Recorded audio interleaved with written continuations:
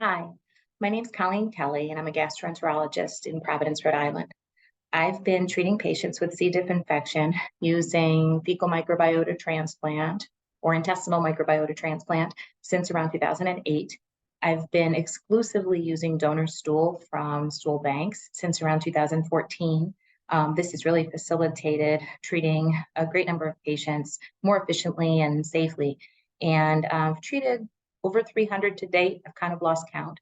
I've known Dr. Alex Koritz since around 2010.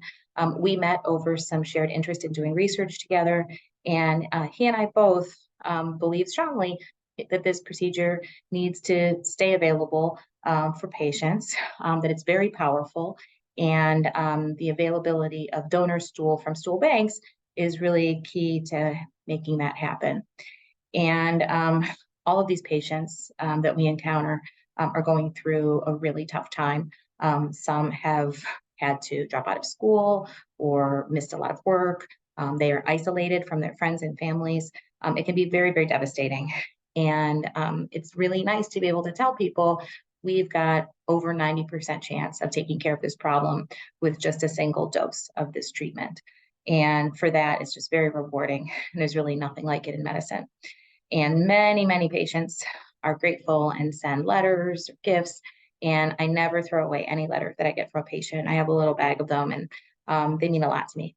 And there was one patient that I took care of that came to mind.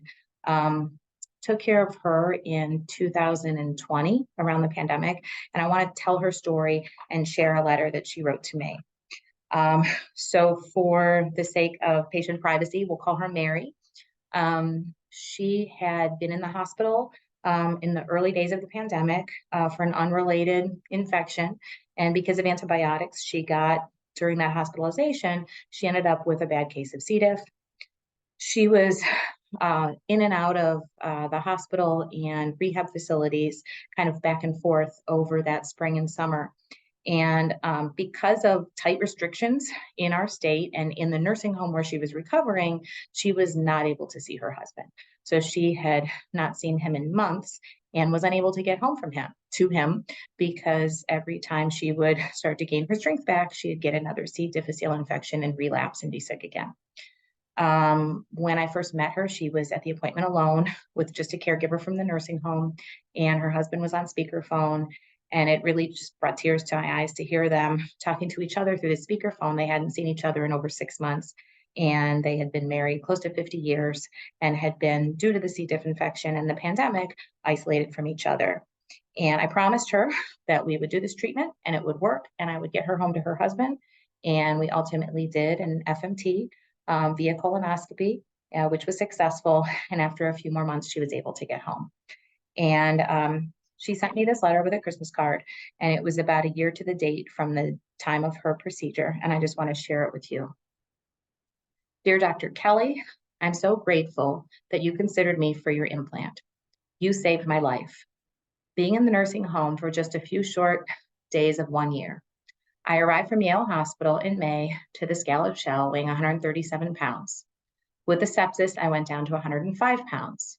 I was in Rhode Island Hospital through May and June, and then back to the nursing home for nearly 1 year. The C. diff cleared up after I stopped the vancomycin in January 2021. When in bed, I think I'm dreaming when I'm holding Ron's hand. I live on the second floor for 47 years in the same apartment. I can't walk stairs without help, but Ron keeps an eye out for me. I had nursing therapy for 5 months. Hopefully the FDA will approve your implant. Everything is risky. I'd rather die than live in a nursing home. May God bless you, Dr. Kelly, because you have made my life and Ron's better. We'll never forget you. You kept your word. You told Ron that you would get me home, and you did. God bless you, that you have good luck in the future. Have a Merry Christmas. Sincerely, Mary Patterson. So this is just one example. Many, many patients like this, but this one really touched my heart. And she sent me a couple of letters since, updates that she continues to do well. And I want to thank Alex very much for sharing the donor material with our program and to achieving cures together, because without the generous donations and the work of all the people with that organization, patients like Mary we wouldn't be able to treat. So thank you very much. And I look forward to meeting you all at some point in the future.